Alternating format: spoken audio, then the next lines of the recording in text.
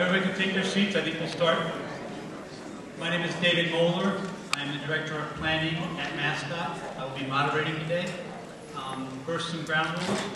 We will ask you please to come up and speak when your number is called. We will call you in groups of 5. Please come to this mic. If you cannot come to this mic, raise your hand and we will bring a mic to you. Please try to keep your comments to 2 minutes. Heather will be holding up a sign when you get to 30 seconds left, so you'll know to wind it down. The other thing we should mention is that we do have American Sign Language interpreters available. So if you would like to use their services, please come down to this row here. If nobody needs their services right now, they will sit down. But they will be here in case somebody eventually does need their services. Just come down and they will assist. After Charles Plank gives the presentation, which he will keep brief, we will let Senator Tom McGee and the legislative delegation say a few words, then Mayor Flanagan, then City Councilor President Phelan, and then we will take comments beginning with the first 5 members. Thank you all very much.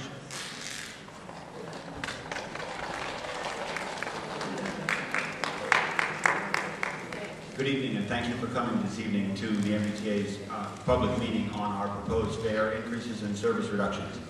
We've been going around to a number of towns throughout the MBTA service area. We've had a tremendous response from people coming out and giving us their comments. We're pleased to see so many people here tonight, and we look forward to hearing your comments after the presentation. The information in this presentation and a wealth of other information regarding the MBTA's finances and the proposed changes are on our website. I encourage you to take a look at the information that is there, and if you're speaking to people who are not able to be here tonight, please encourage them to visit our website. There's quite a bit of information there that can be helpful for you. We're here tonight because the MBTA is facing a $161 million budget in its operating budget for fiscal year 2013, which begins this July.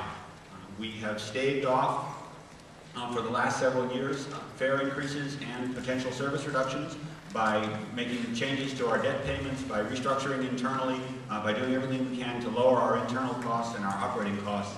Unfortunately, the time has come for fiscal 2013 that we need to act in a more strong manner to present a balanced budget. So that's the reason we have put forth these 2 presentations to increase fares and reduce service. How did we get here? This did not happen overnight. If you've been watching the MBTA's finances and our story over the last several years, you will have heard that we've been working hard to try and stave off these kinds of reductions. But a number of our costs, that many of which are directly outside of our control, have continued to increase and putting real pressure on our ability to continue to provide the level of service we do. For example, our fuel and utility costs have doubled in the last 8 or 10 years. The price of diesel and electricity, which fuels our trains, have continued to go up. We have worked to reduce our energy costs internally with savings programs and efficiencies. We actually have 2 wind turbines working. Those are all contributing, but nevertheless our utility and fuel costs continue to rise. The costs for our paratransit service, called the RIDE, have essentially tripled in 10 years. This is due to increasing ridership and also to the large service area we serve with the RIDE. As many other agencies and businesses have faced increased health care costs, so has the MBTA. We have, in the last year or so, begun moving certain MBTA employees over to a new lower-cost healthcare system, which is providing substantial savings to the MBTA. As about half of our employees have moved over, and as the rest continue to do so, we will reduce our healthcare costs. Nevertheless, this remains a very large cost driver for the MBTA. In 2000, the state legislature changed in part the way the MBTA was funded by dedicating a portion of the state sales tax to the MBTA each year. And the projections for those funds from the state sales tax were what you see in the gray bars here. The actual performance of the state sales tax since 2000 is shown in the red line. There's been a substantial underperformance of the state sales tax every year since 2000. Which has caused great pressure on the MBTA's budget. The cumulative underperformance of the sales tax in that time period is about $375 million. In addition to those day-to-day operating costs, the MBTA is saddled with about $5.2 billion in debt from past capital projects. Some of these are for transit projects that were agreed to as part of the overall Big Dig construction project. Some of these are other capital projects that the MBTA funded to improve service reliability, expand service, and enhance service, in particular accessibility improvements that have been made at 10 stations since the year 2007. We've also worked hard to improve non-fare revenue, which allows us to contribute to covering operating costs without passing any of these costs on to our passengers. Most of what's represented here are revenues that the MBTA brings in from advertising and real estate sales. We've worked hard to continue to increase those funds, and we will continue to do so in the future. This is just a little idea, a little illustration of what it costs for us to operate service. The standard bus fare is $1.25 with the Charlie card. And then the cost of the MBTA above that, every trip is subsidized by the MBTA, and that's a decision that most transit agencies across the nation have made to subsidize public transportation because it's a public good.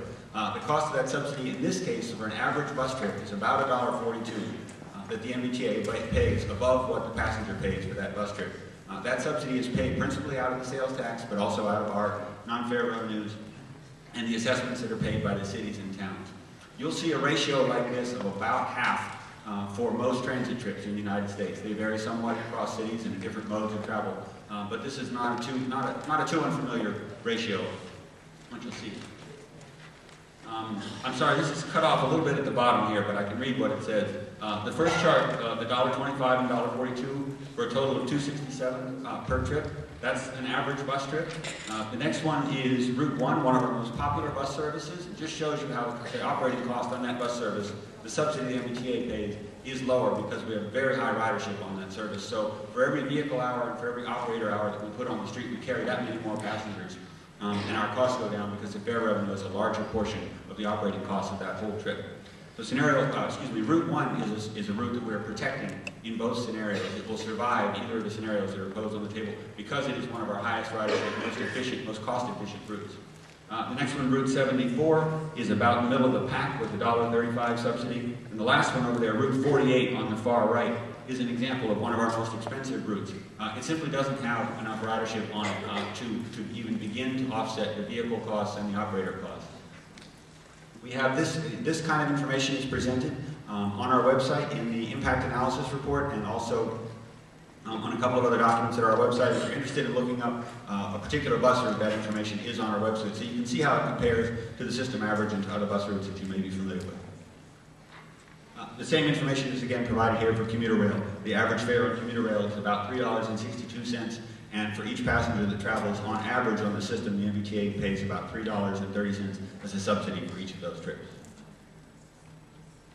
To solve our $161 million deficit for FY 2013, we've proposed two scenarios that we put out on the table.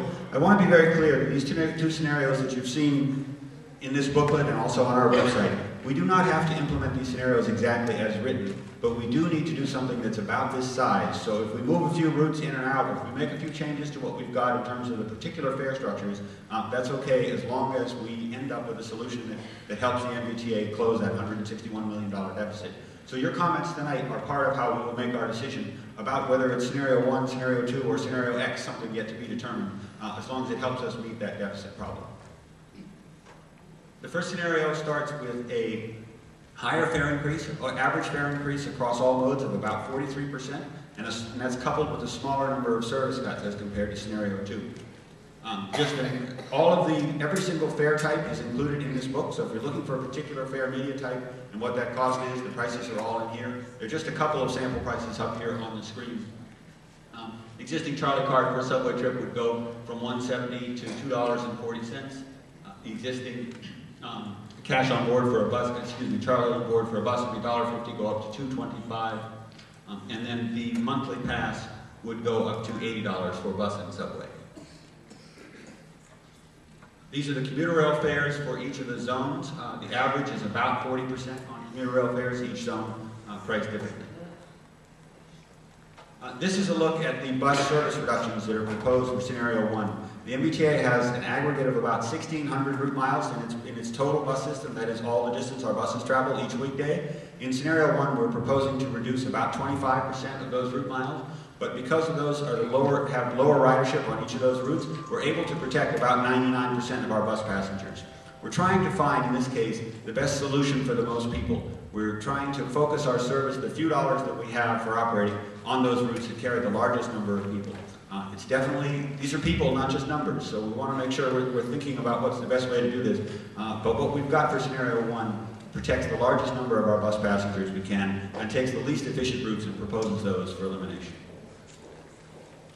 Scenario 2 is a smaller fare increase, an average of about 34% across all modes, but it is coupled with a larger number of service reductions to reach the same total savings to the MBTA. Basic subway price would go from $170 to $225, basic bus price from $150 to $2, and the monthly pass from $59 to $78. Commuter rail fares, again, an average of about 30-some% for each of the zones, for each of the commuter rail. This is the same map that you saw before, but with a much larger number of service reductions in bus. There are 178 bus routes in the current system today. Scenario 2 proposes to cut 101 of those bus routes. It's a very significant cut into the service. But again, as you see, while we're retaining only 24% of the route miles, that is the street miles that are covered by our bus system, because those routes are so heavily used, we're able to protect 75% of our bus system passengers. That's a lot of people who might not have service that they see today, but we're trying to do what we can to shape this so that it protects the largest number of passengers possible. We are also proposing several changes to the ride system. I want to be very clear that these changes in both scenarios will not deny anyone service to the ride. The 2011 pickup and drop-off locations will all be protected, but what we're introducing is significant changes into the pricing structure for the ride. First of all, we are proposing to implement, starting July 1st, in-person assessments for eligibility during determinations to the ride. What this essentially means is instead of simply a doctor's note, we will ask participants or applicants to the ride to come to a center and demonstrate whether they have physical needs that make them eligible for the ride service. Anyone who's capable of riding the fixed route service, which is increasingly accessible every year, will then be asked to use that service. We want to make sure the ride service is dedicated entirely to those who truly need it, and that anyone who's capable of riding the fixed route service can take advantage of the fixed route service as it is presented today. We are also proposing what we're calling a premium fare for all ride trips that are outside of 3/4 of a mile of the fixed route service, that is outside of the bus and light and subway rail service areas. That's consistent with federal guidelines on the provision of paratransit service and consistent with how service is provided in most other cities across the United States. In addition, the premium fare would apply for trips that take place outside of the regular service hours of that comparable fixed route service, and also for trips that are requested on the same day. Both of those allow us to operate our system much more efficiently. We can plan our vehicle and operator hours more effectively. The light blue area is the full ride service area that was served in 2011. Again, all of those passengers will still have access to the service, but in the light blue area, those people will be subject to the new premium fare, which is $12 in scenario 1. The base fare area is the dark blue area. All those people will be subject to a smaller price increase, going from $2 to $4.50, calling the base fare area versus the premium service area. The premium service area is defined by the service reductions in bus that are proposed on the other map. Same map again with a smaller base fare area because there are a smaller number of surviving routes in scenario 2. This also has lower price increases where the base fare would go from $2 to $3 and the premium fare is proposed at $5. Both scenario 1 and scenario 2 include a number of other service reduction proposals for different modes. We are proposing to eliminate the MBTA subsidy for all ferry service. We're also proposing to eliminate weekend Green Line service only on the E branch and weekend Mattapan service on the high-speed rail line. We're also proposing to eliminate commuter rail service after 10 p.m. on weekdays and eliminate commuter rail service on Saturdays and Sundays. There are a couple of fare structure changes that I'd like to highlight here also as well. For cash fare uploads at bus fare boxes, we're proposing a minimum $10 cash upload. What this is designed to do is speed boarding, so there will be fewer transactions at fare boxes so that everybody can board more quickly at each stop and our bus on-time performance can be improved. We're also proposing to eliminate the 12-ride ticket on commuter rail, which has been a source of fraud for us, and we'd like to try and control that. People will still be able to buy single-ride tickets for commuter rail and travel at the same price for such trips. Again, just an overview of the two scenarios. A 43% average increase proposed in scenario 1, 34 in scenario 2, but coupled with a larger number of service reductions in scenario 2 that principally affects the bus. The other service eliminations that are proposed are essentially the same in scenarios 1 and 2. This will have a significant impact on our ridership. It's a little bit cut off at the bottom there. But when you look at total annual ridership across all modes across the year, we could lose as many as 17% of our passengers. That's the combined impact of the service reductions and the fare increase. The fare increase will certainly drive some people off the system who may look for other options. The smallest estimate is 9% of our ridership affected by scenario 1. There will be some range our models have estimated in each case. Our next steps are to continue the public meeting process. We've had, I believe, 13 so far. This is our 14th. We are reaching out to as many communities as we can. We've had a tremendous response, as I said before, and we appreciate that people are taking the time to give us their feedback on this. We will provide a final recommendation to the MBTA board in March with a request for a vote on that board in April. And then whatever the final changes are will be implemented in July 1st. We have about 3 more weeks of public meetings of this sort that we're reaching out to people. David already spoke about how people will speak. If you would like to speak, you should have been given a number at the front door. If anybody would like to speak and did not get a number, you're welcome to go back out to the top and get a number, or we can bring one down to you. What we would like to do is ask people to speak at this mic. Have just one person speak at a time, please. Try and limit your comments to 90 seconds. I believe we have quite a few people who'd like to speak. I know David said 2 minutes before, but I think 90 seconds would probably be a better number for us. And anyone who does not get a chance to speak tonight or thinks of something afterwards, please feel free to communicate with us by telephone, mail, or email at this contact information that's listed above.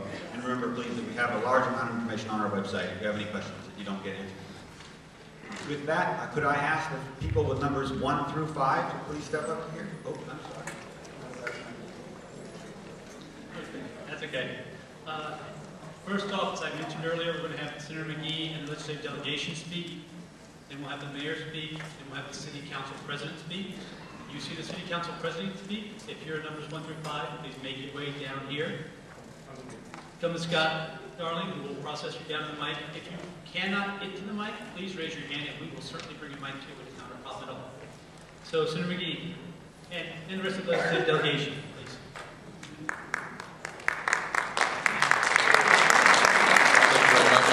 Thank you, David. I'll be brief. We have a lot of people here that want to talk about their personal experiences on the impacts of these proposals. I just want to thank Secretary Davey as well, who was here, and General Manager Davis for having this hearing, Lynn, and I want to thank all of you for coming today. And we've really got a chance to hear a little bit about this, and I think my colleagues and I recognize the crisis that the MBTA is facing. Actually, the crisis we're facing statewide with a huge crisis in transportation in Massachusetts. Probably $1 billion a year that we need to fill in terms of what we're not spending to make the transportation system work. But what we're talking about here is the real impact on the economy, but more importantly, the people in this district in terms of these proposals. This is the lifeblood for most of the people in this area. This is how we continue to grow our economy. This is how people get to work. This is how people get to their medical visits. This is how they get to the hospital. Many, you could see on that list there, Marblehead and the Heart and Lynn, even on the scenario that showed a small amount of cuts. Those are the only way that people can get in and out of those communities, that can get to work, that can get to places they need to be. So I would suggest that these cuts are going to be devastating, that these cuts that are proposed aren't going to benefit the people in the district, but more importantly, the people in the Commonwealth. And I would urge you to look to any other way to solve this problem. And I can tell you, we need to find a solution. City of Lynn, we have the second largest users of the ride. Boston is first, Lynn is second. Not only does it impact the families, it impacts the businesses that people are able to get to because they can't drive, whether it be the grocery store or the CVS or whatever it is. This impacts families, it impacts business, it impacts the whole community on the district that I represent. And I just want to, I'll finish with this, because I know that Secretary Davey and General Manager Davis have had a lot of discussions related to this, and you know how I feel about this. We need to, as a Commonwealth, we need to build support for a comprehensive, long-term solution for the transportation problems we face in the state of Massachusetts. If we don't do that, if we don't come up with a recognition that we need to find revenue to solve this problem in a statewide, comprehensive plan, we're going to continue to have these very tough decisions to make. but I would urge you to look to different ways. We can't have these cuts happen in this district. Thank you for having us here.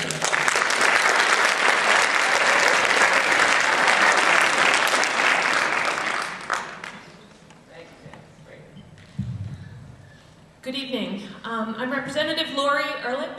I live in Marblehead and represent Marblehead, Swampscott, and 2 precincts in Lynn. Thank you very much for hearing our testimony today. Thank you to Secretary Davey, and thank you to everybody who turned out tonight to be heard. Your voice will be heard tonight. I would like to first, in a unique way, Senator McGee and I both represent Marblehead, but there's quite a bit of representation here for Lynn, especially, so I would just like to put a particular focus on the bus routes in Marblehead that will be eliminated and the impact on the quality of life for people who take those buses. They will no longer be able to reach their jobs. And the buses travel in 2 directions, so I'm hearing from many businesses in Marblehead specifically that they will their entire kitchen staff will no longer be able to get to work. These are people who have chosen those jobs knowing that they will have the ability to get to and from work. So we're not only going to provide public transportation that they're paying quite a bit for, but we're also going to be putting them out of work, which is just the opposite of what we're trying to do. The disabled community we're hearing from quite a bit. There are a few issues that light up my switchboard in the way that transportation does, and that was true of tolls as well.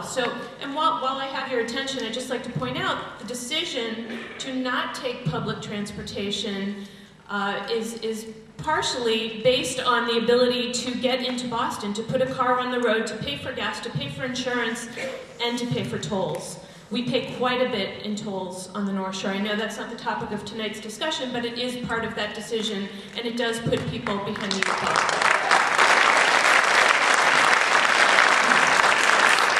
So in closing, I don't want to take up too much of your time, and I know there are a lot of people who want to say quite a bit about this, so I'm going to turn it over to my colleagues, and I thank you again for hearing my testimony.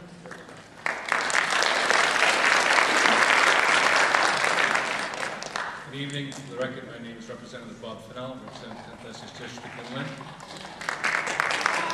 I'll be very brief. There's a lot of people here tonight that came to talk. I thank you for coming this evening and allowing our constituents and citizens of Lynn and the North Shore to be able to tell you what their needs are. Hello? Okay, once again, I thank you for coming and allowing our constituents and residents of the North Shore to be able to tell you their stories of what their needs are and the importance of keeping transportation the way it is today. I'm opposed to the cuts. I'm opposed to any cuts that you're going to make, especially during the increases that you're also suggesting. Before you cut the lifelines of the people that need these services, I would ask you to go back and continue the theme that was done several years ago, reform for revenue, and ask you to go back and look to see if there's any other cuts that can be made within middle management or any other place where you can look at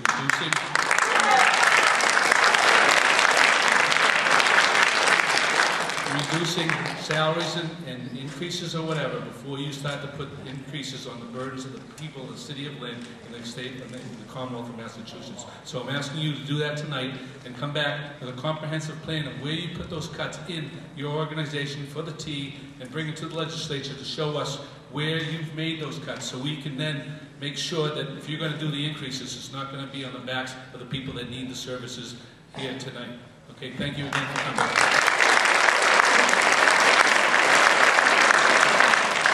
Thank you. My name is Steve Walsh. I represent the City of Lynn and the town of Nahat. I do want to take a brief moment just to thank and congratulate the interim general manager of the team, who has been listening to the concerns around the tape. He has a bit of a target on his back, but he's doing an extraordinary job. I know that he may not be in the running, but I truly wish that he would be the next general manager. I want to talk a bit about equity, because we were here 5 years ago at the CMCC building up the street when we had the same conversation about cuts to services. And then we were here 10 years ago at the North Shore Community College building when we were talking about another plan for the Blue Line. And we were here just 2 years ago when we were talking about the tolls. We have been discriminated against on the North Shore. We've been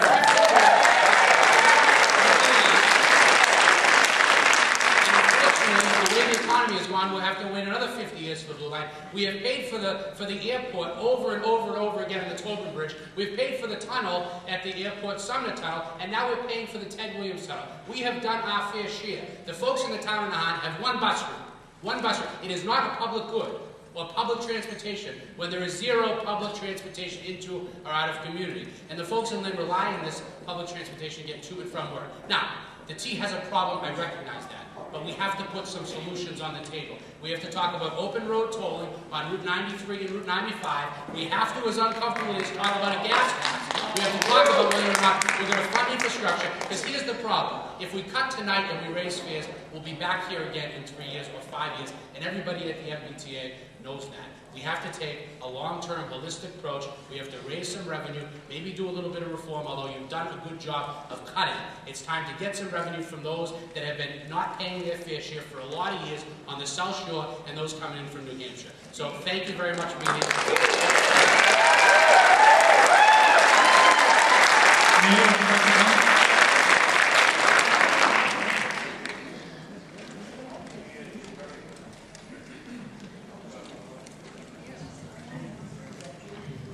Thank you. I'm Judy Kennedy. I'm mayor of the city of Lynn, and I'm sure you're going to hear from many of my constituents about how these proposed fare increases and service reductions will affect them personally. So I'll leave that to their individual tales. I would like to tell you how it could affect my entire city and my city's economy. This very auditorium that you are standing in is now gaining some momentum as a regional arts and entertainment area. Just last Friday night, we had over 2,000 people in here. Many of the people who came here used the commuter rail to get in to see us over here in the city of Lynn. One of the big concerns I have, again, as the head of the city, is that you are proposing commuter rail service be eliminated on weekends and stopped at 10 o'clock in the evening. And I can tell you that would have an extreme impact on a project that is just now getting some traction. So I would ask that you at least propose, if you are going to have to make cuts, to look at midday cuts so that the commuters here in Lynn are protected on their routes to and from work, but the people who come to Lynn for their arts and culture will also be able to continue to come to Lynn. And again, I know you'll have many examples that will come tonight. The other thing that really concerns me is the severe increase in the cost to the customers of the ride. And this strikes me personally. I was actually a driver for the ride for 3 years. I got to know very many of the people, including Mr. Machesi right behind me. And I know how little they have and how their income must be spent very carefully. So at the very least, again, because I'm being a pragmatist, if you could at least consider one charge for medically necessary calls and keep that fee flat if you possibly could. And then anything that is considered more of a recreational or a non-essential trip, perhaps think about having a modest increase there. But for the people that depend on the ride for their medical needs, I would urge you to keep those fares constant and at today's levels. And thank you very much. Next up is the City Council President, Lynn.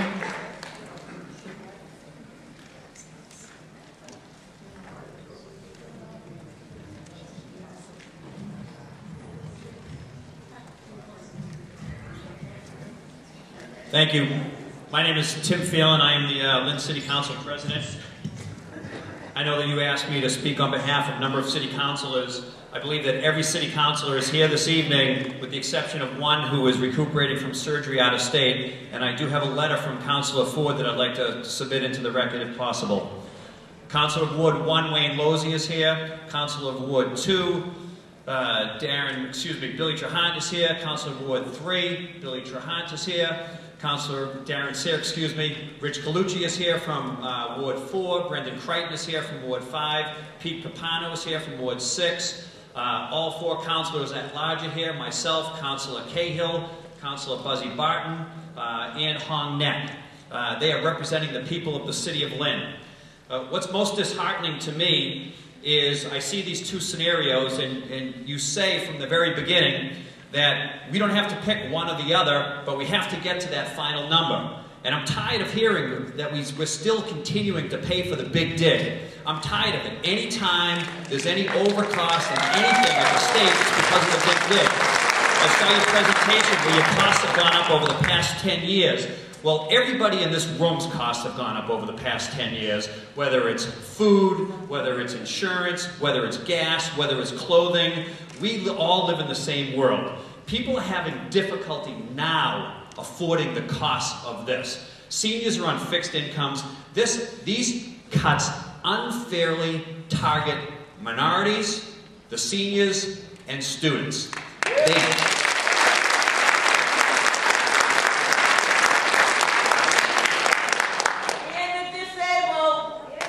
And the disabled. It also unfairly targets communities like Lynn, because more affluent communities don't use the services like the city of Lynn does. And the thing that really frustrates me is the people of Lynn are resilient.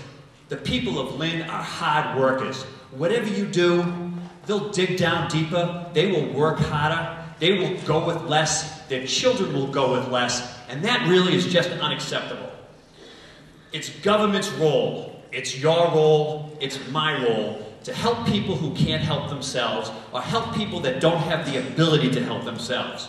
What is infuriating is when the millionaires and billionaires on Wall Street can't cut it, that the government throws billions of dollars at them.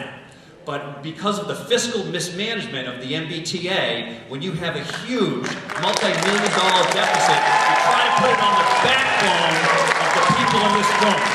That is unacceptable. There are 531 employees at the MBTA that make over $100,000. That comes out to over $58 million. When you make your decisions, and you look in the mirror, and you lay your head down at night, you make sure that you understand that this is not just a financial issue, that this is a moral issue. Thank you. Now we're going to start the Republican time up speech, so numbers 1 through 5, please. Again, if you cannot get to the mic, please raise your hand and we'll bring the mic to you. Good evening, citizens of Lynn and state of Massachusetts. My name is Constantine C. Anakarikis, and most of you know that I'm an entertainer, music therapist. We could talk about acceleration with our community, how we've gone beyond the point, but we are not going to talk fantasy, for the fact of Star Trek, stepping on a transporter beam and going to our destination. That is way up in the future. Right now, we need accessibility to our hospitals, our medical appointments. We need everything, and the T is bringing that to us. Otherwise, we can step back to the time of Daniel Boone and walk these distances. And I don't think many of the people who are in wheelchairs are going to walk up Parkland Ave, down Linfield Street to Union Hospital. We lost our best hospital, which was Lynn Hospital. We don't have that anymore.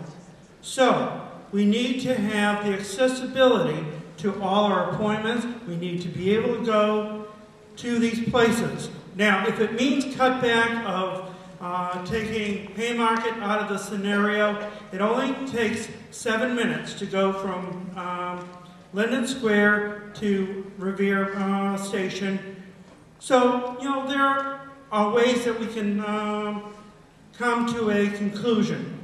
And I want to thank you very much for your time. Thank you very much.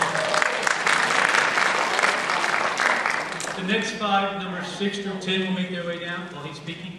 Hi, I'm Ralph Briggs, 50 Glenway, Lynn, Mass. I take the 441, 442 to the doctors in Boston. I think it's preposterous that anyone would think of doing anything to cut that line, because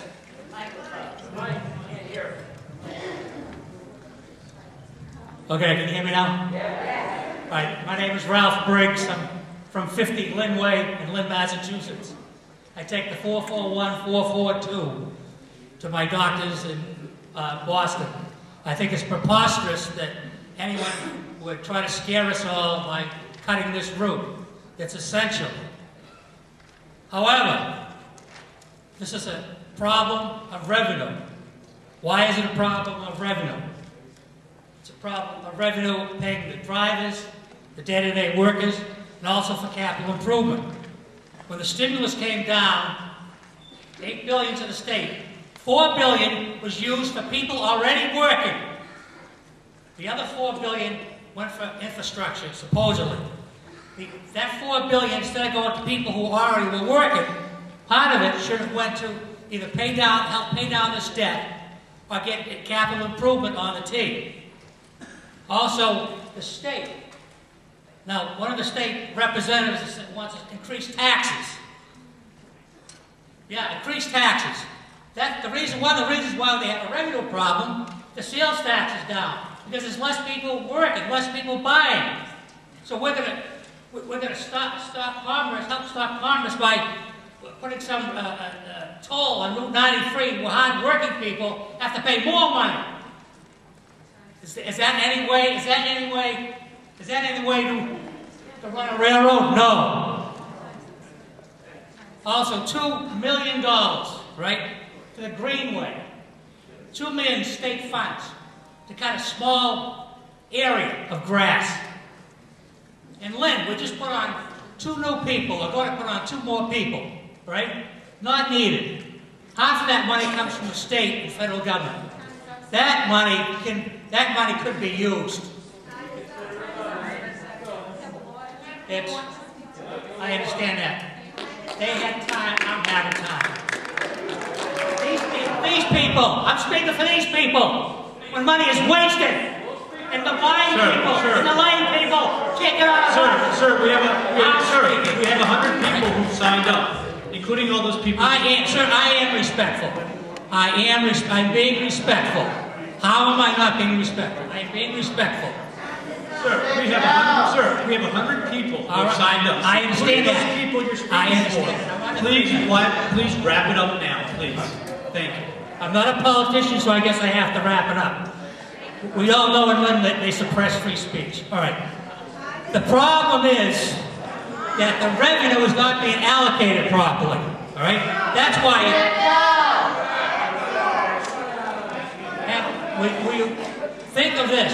If it really comes to push and shove, consider bankruptcy to at least keep the line going. Okay. Thank you very much. Thank you. Okay. Please. I know everybody cares deeply about this subject, but please try to keep your comments to 2 minutes. We have 100 people who would like to speak, and we'd like to hear them all. Thank you. Good evening. Brett Murray, Marblehead Board of Selectmen. The MBTA is facing insolvency. Given the tools the MBTA has at its disposal, raising fares and cutting services seems a logical solution. But these are the only tools at the MBTA's disposal, since our state leadership has declined to treat this as a crisis it truly is. Back in 2009, the MBTA fare increases and service cuts, proposed actually increase in service cuts in order to deal with $5.2 billion in debt, which consumed nearly 30% of its operating budget. Do these numbers sound familiar? In response to the uproar of the potential hikes, the state legislature agreed to $160 million additional funds due to the sales tax increase to prevent these. Now fast forward to 2012. We find the MBTA with a debt of $5.2 billion, and we still find the MBTA dedicated nearly 30% of its operating costs to pay interest on this debt. And we find ourselves without a long-term solution. This is unacceptable. It is evident to me that this problem has reached crisis levels. Cutting services and raising fares only mask the severity of the problem with short-sighted and short-term solutions. The MBTA alone will not be able to solve this problem. We need our leadership on Beacon Hill to engage the MBTA with a sustainable long-term solution. In 2009, State Representative Alice Wolf of Cambridge said, "It's no good just being mad at the T. We have to find some overall solution."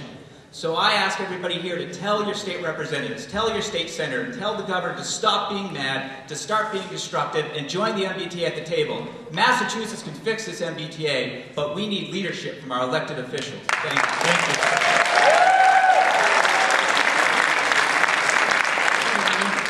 My name is Betty Gonzalez, and I am at the Glass Elder Center. I would like to know, first you are elders too, no? And our name is elders. Why you have the possibility, number one, and the number two, and you trying to strangle all the elders with the percentage you try to take it out?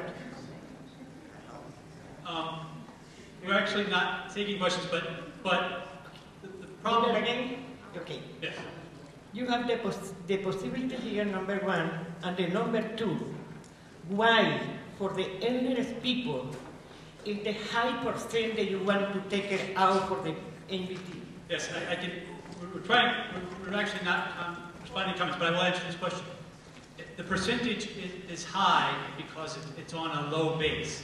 So elders currently pay 33% of the fixed cost, and now under this scenario they'll pay 50%. Yeah, but it's a lot for the elderly people. Yes, ma'am, I understand. Most of the elderly people we don't receive a lot of money than to have the high Yes, price that you want to put it on for us. Yes, ma'am, I do understand.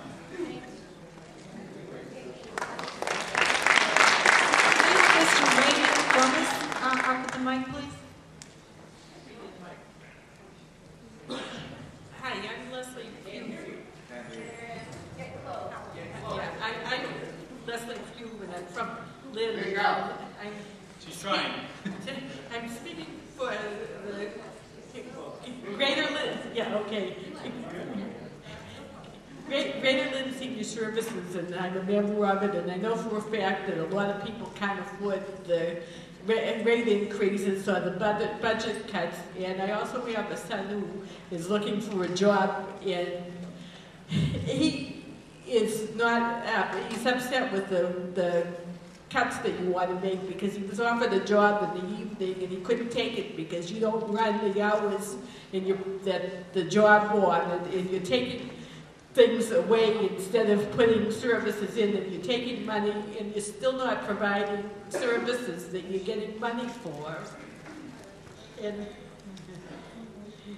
And I want to know why you can't have one fare for everything, that is figure out what it costs to charge people, and have one fare like they do in other countries, and you get on and you pay and you can go all day and ride, and then the next day you just pay. Thank you, ma'am.